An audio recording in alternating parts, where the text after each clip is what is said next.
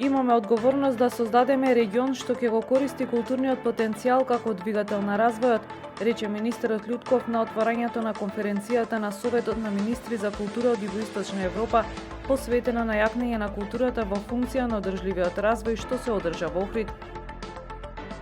Охрид блесна во новогодишно руво, украсени се делови од центарот и градскиот кеј, како и кружните текови низ градот. Нова опрема за чистење на јавните површини доби јавното предпријатие Охридски комуналец.